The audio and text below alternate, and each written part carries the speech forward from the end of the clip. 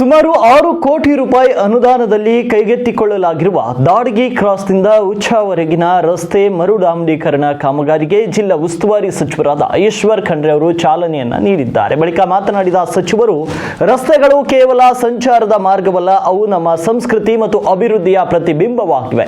ಉತ್ತಮ ರಸ್ತೆ ಸಂಪರ್ಕದಿಂದ ಗ್ರಾಮೀಣ ಆರ್ಥಿಕತೆ ಚೈತನ್ಯ ಪಡೆಯುತ್ತದೆ, ಜನರ ಬದುಕು ಸುಧಾರಿಸುತ್ತದೆ. ಸರ್ಕಾರ ಗ್ರಾಮೀಣ ಪ್ರದೇಶಗಳ ಸಮಗ್ರ ಅಭಿವೃದ್ಧಿಗೆ ಬದ್ಧವಾಗಿದೆ ಅಂತ ಹೇಳಿದರು. ಇನ್ನು ಕಾರ್ಯಕ್ರಮದಲ್ಲಿ ಸ್ಥಳೀಯ ಜನಪ್ರತಿನಿಧಿಗಳು, ಸಾರ್ವಜನಿಕರು ಹಾಗೂ ಅಧಿಕಾರಿಗಳು ಭಾಗವಹಿಸಿದ್ರು.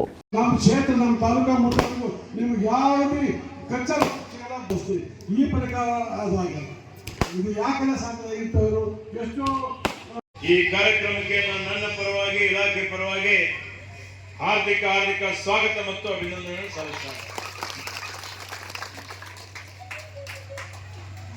ಆತ್ಮೀಯರೇ, ಈಗಾಗಲೇ ನಡೀತಾ ಇದೆ ನಿಮ್ಮ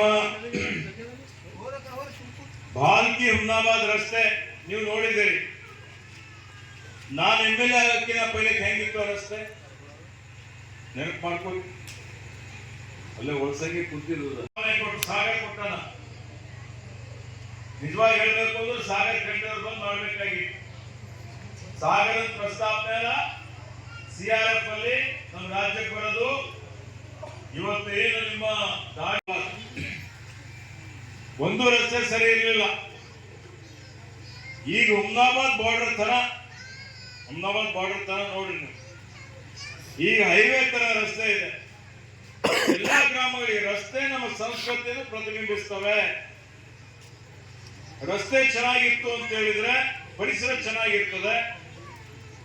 ನಮ್ಮ ಮಕ್ಕಳ, ಜನರೆಲ್ಲರಿಗೆ ಕೆಲಸ ಮಾಡಬೇಕು ಅನ್ನುವಂತ ಹುಮ್ಮಸ್ಸು ಬರ್ತದೆ. ಇವತ್ತು ನಿಮ್ಮ ಊರಾಗ ರಸ್ತೆನೇ ಇರದೇ ಇದ್ರೆ ನೆಟ್ಟಿಸ್ತಾನೂ ಆಗಲ್ಲ. ರೂಪಾಯಿ ಅಂದಾಜು ಪಟ್ಟಿಯಲ್ಲಿ ಈ ರಸ್ತೆ ಮಾಡಿಸ್ತಾ ಇದ್ದೀವಿ.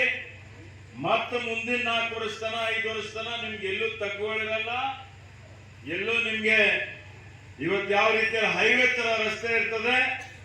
ನೀವು ಬಿಟ್ರಿ ಅಂದ್ರೆ ಎಲ್ಲಿ ಯಾರು ಸ್ಟಾಪೇ ಮಾಡಲ್ಲ.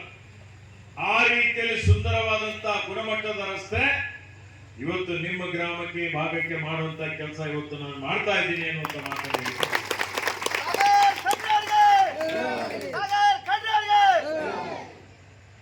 ಇವತ್ತು ಮತ್ಕಡ್ಡಿ ರಸ್ತೆ ಹಾಳಾಗಿತ್ತು. ಎಲ್ಲೆಲ್ಲೋ ದಿಲೀಪ್ ಪಾಟೀಲ್ ಮತ್ತು ಇವರೆಲ್ಲ ಕೂತಿದ್ದಾರೆ. ಆ ಮತ್ಕಡ್ಡಿ ರಸ್ತೆಗೆ 2 ಕೋಟಿ ರೂಪಾಯಿ ಕೊಟ್ಟಿದ್ದೀನಿ KKRDಗೆ. ಅದನ್ನು ಪ್ರಾರಂಭ ಮಾಡಿ ಅಂತ ಹೇಳಿದ್ದೇನೆ. ಇವತ್ತು ಒಂದು ಒಳ್ಳೆಯ ಉತ್ತಮ ಗುಣಮಟ್ಟದ ಮತ್ಕಡ್ಡಿ ರಸ್ತೆ ಮಾಡಿಸ್ತಾ ಇದ್ದಾನೆ. ಕೋರೂರು, ಕೊಡಗಿರ, ಗೋರ್ಚಿಂಚೋಳಿ, ಏನ್ ಪ್ರಶಾಂತ್, ನಿಮ್ಮೂರಾಗೂ ಎಲ್ಲ ರಸ್ತೆಗಳು ತಗೊಂಡಿದ್ದೇವೆ. ಹೋಗ್ತಾ ಇದೆ. ನಮ್ಮ ಸರ್ಕಾರ ಬಂದು 2.5 ವರ್ಷ ಆಯ್ತು. ಈಗ ಚುನಾವಣೆಗಿಂತ ಮೊದಲು ನಾವು ಏನೇನು ಭರವಸೆ ಕೊಟ್ಟಿದ್ದೇವೆ, ಮಾತು ಕೊಟ್ಟಿದ್ದಾಗ ನಡೆದಿದ್ದೇವೆ. 2.5 ವರ್ಷ ಕೆಳಗ ಬಿಜೆಪಿ ಸರ್ಕಾರ ಇತ್ತಲ್ಲ, ಅವಾಗ ಏನಾದ್ರೂ ಅಭಿವೃದ್ಧಿ ಆಯ್ತಾ? ಬಡವರಿಗೆ ಸಹಾಯ ಆಯ್ತಾ? ಮಹಿಳೆಯರಿಗೆ ಏನಾದ್ರೂ ಸಹಾಯ ಮಾಡಿದ್ರ? ಕೇಳಬೇಕಾದ್ರೆ ನೀವು. ಇಲ್ಲೇ ನಮ್ಮ ಕಟಗಿಂದರು ಕೂತಿದ್ದಾರೆ. ನಮ್ಮ ಸಹೋದರಿ ರೇಖಾ ವಿಲಾಸ್ ಪಾಟೀಲ್ ಅವರು ಇದ್ದಾರೆ.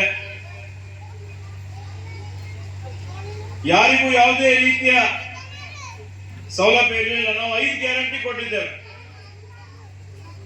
ಗೃಹಲಕ್ಷ್ಮಿ ಕಾರ್ಯಕ್ರಮದ ಅಡಿಯಲ್ಲಿ ಪ್ರತಿ ಒಂದು ಪರಿವಾರದ ಮಹಿಳಾ ಮುಖ್ಯಸ್ಥರಿಗೆ ಪ್ರತಿ ತಿಂಗಳು 2,000 ರೂಪಾಯಿ ಕೊಡ್ತೀವಿ ಅಂತ ಹೇಳಿದ್ದೇವೆ. ಮತ್ತೆ ಈ ರಾಜ್ಯದಲ್ಲಿ 1,20,00,000 ಮಹಿಳೆಯರಿಗೆ 1,20,00,000 ಮಹಿಳೆಯರಿಗೆ ನಾವು 2,000 ರೂಪಾಯಿ ಅಂತ ಹೇಳಿದ್ರೆ ನೋಡಿ,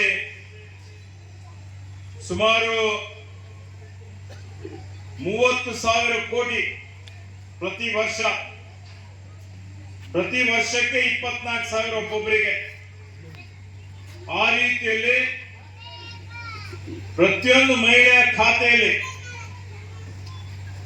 ನೇರ ವರ್ಗಾವಣೆ ಮುಖಾಂತರ ಯಾವುದೇ ಮಧ್ಯವರ್ತಿಗಳಿಲ್ಲದೆ ದಲ್ಲಾಳಿ ಇಲ್ಲದೆ ಅವರಿಗೆ ಹಣ ಕೊಡುವಂತ ಕೆಲಸ ಇಡೀ ದೇಶದಲ್ಲಿ ಯಾವ್ದಾದ್ರು ಸರ್ಕಾರ ಇದ್ರೆ ಅದು ಕಾಂಗ್ರೆಸ್ ಸರ್ಕಾರ, ನಮ್ಮ ಸರ್ಕಾರ ಅಂತ ನಾನು ಹೇಳಿಕೆ ಮಾಡ್ತೀನಿ.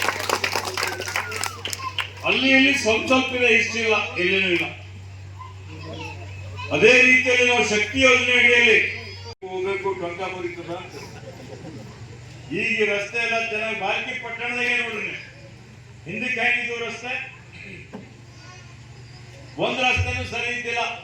ನಾನು MLA ಹಾಕಿಂತ ಪೂರ್ವದಲ್ಲಿ 2 ಸಲ ಬಿಜೆಪಿ MLA ಇದ್ರು. ಆದರೆ ನಾನು ಬಂದ್ಮೇಲೆ ರಸ್ತೆ ಅಭಿವೃದ್ಧಿ ಮಾಡಿದೆ, ಚರಂಡಿ ಅಭಿವೃದ್ಧಿ ಮಾಡಿದೆ, ಕೆರೆ ಅಭಿವೃದ್ಧಿ ಮಾಡಿದೆ, ದೇವಾಲಯಗಳು ಕಟ್ಟಿಸಿದ್ದೇವೆ, ಸಮುದಾಯ ಭವನ ಕಟ್ಟಿಸಿದ್ದೇವೆ, ಅಲ್ಲಿ ಕಟ್ಟಡಗಳು ಮಾಡಿದೀವಿ, ಕೋರ್ಟ್ ಕಾಂಪ್ಲೆಕ್ಸ್ ಮಾಡಿದೀವಿ.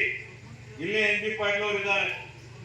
ಇಂಥ ಕೋರ್ಟ್ ಎಲ್ಲೂ ಇಲ್ಲ ಬಾಲ್ಕಿನಾಗಿ, ಮತ್ತೆ ಬೇರೆ ಕಡೆ ಮಾಡಿಸ್ಲಿಕ್ಕಂತ ಅವರಾದಾಗ, ಬಸವ ಕಲ್ಯಾಣದಾಗ, ಬೇರೆ ಬೇರೆ ಕಡೆ ಆ ರೀತಿಯಲ್ಲಿ ಕೋರ್ಟ್ ಕಟ್ಟಡ ಮಾಡಿದ್ದೇವೆ, ಟೌನ್ ಹಾಲ್ ಮಾಡಿದ್ದೇವೆ, ಇವತ್ತು ಮುನ್ಸಿಪಾಲಿಟಿ ಹಾಲ್ ಮಾಡಿದ್ದೇವೆ. 18 ಕೋಟಿ ರೂಪಾಯಿ ವೆಚ್ಚದಲ್ಲಿ ಇವತ್ತು ಯುವಕರಿಗಾಗಿ ಒಂದು ಸ್ಟೇಡಿಯಂ ಮಾಡಿಸ್ತಾ ಇದ್ದೇನೆ ಧಾರವಾಡದಲ್ಲಿ.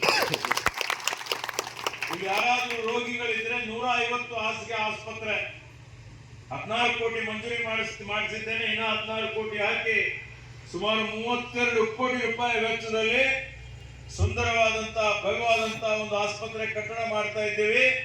ಅದರಲ್ಲಿ ಎಲ್ಲಾ ರೀತಿಯ ಸೌಲಭ್ಯ ಇರ್ತದೆ. ಎಲ್ಲಾದ್ರೂ ಅಪಘಾತ ಆದ್ರೂ, ಮತ್ತೊಂದಾದ್ರೂ ಬೀದರ್ ಆಗ್ಲಿ, ಹೈದರಾಬಾದ್ ಆಗ್ಲಿ ಹೋಗೋ ಅವಶ್ಯಕತೆ ಬೀಳೋದಿಲ್ಲ. ಈ ಬಾಲ್ಕಿಯಲ್ಲೇ ಚಿಕಿತ್ಸೆ ಕೊಡುವಂಥದ್ದು, ಹೆಚ್ಚಿನ ರೀತಿಯಲ್ಲಿ ಕೊಡುವಂತ ವ್ಯವಸ್ಥೆ ಬಾಲ್ಕಿ ಪಟ್ಟಣದಲ್ಲಿ ಮಾಡಿಸ್ತಾ ಇದ್ದಾರೆ. ಇವತ್ತು ಇದಕ್ಕೆ ಅಭಿವೃದ್ಧಿ ಅಂತಾರೆ. ನೀವು ನೋಡಿದಿರಿ, ನಾನು ಹಿಂದೇನು ಮಂತ್ರಿ ಇದ್ದಂತ ಸಂದರ್ಭದಲ್ಲಿ 2016 ರಿಂದ 2018 ಬಾಲ್ಕಿ ಕ್ಷೇತ್ರಕ್ಕೆ 20 ರಿಂದ 25 ಸಾವಿರ ಮನೆ ಮಂಜೂರಾತಿ ಮಾಡಿಸಿದ್ದೆ. ಎಲ್ಲಿ ಯಾವ ಊರಾಗಿತ್ತು ಆ ಊರಾಗೆಲ್ಲ ಮನೆ ಕೊಟ್ಟಿದೆ. ಹಿಂದೆ ನಿಮಗೂ ಗೊತ್ತಿದೆ, ಕೆಲವು ಇನ್ನೂ ನಡೀತಾ ಇದೆ.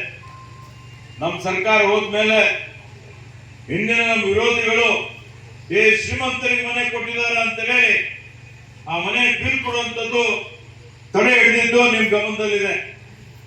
ಯಾರ್ಯಾರು ತಡೆ ಹಿಡಿದಿದ್ದಾರೆ, ಯಾರ್ಯಾರು ಬಡವರಿಗೆ ಮೋಸ ಮಾಡಿದ್ದಾರೆ, ವಂಚನೆ ಮಾಡಿದ್ದಾರೆ, ಆ ವ್ಯಕ್ತಿಗೆ MP ಎಲೆಕ್ಷನ್ ನಲ್ಲಿ ಕೇಂದ್ರ ಸಚಿವ ಇದ್ರು ಅವನಿಗೆ ಮನೆ ಕೊಡಿಸ್ಬಿಡ್ತೀವಿ. ನೀವೆಲ್ಲ ಜಾತ್ರೆ ನಿನಗೆ ಟಿಕೆಟು ಸಿಗಲ್ಲ, ನೀ ಎಂದು ರಾಜಕೀಯದಲ್ಲೂ ಬರೋದಿಲ್ಲ, ನೀ ಯೋಗ್ಯ ಇಲ್ಲ, ಅಯೋಗ್ಯ ಐತಿ ಅಂತ ಹೇಳಿ ಜನನೇ ಸಾಬೀತು ಮಾಡಿದ್ದಾರೆ. ನೀವು ನೋಡಿದೆ. ಅದಕ್ಕೆ ಇವತ್ತು ಬೀದರ್ನಲ್ಲಿ ಸಹಿತ ನೀವು ನೋಡಿ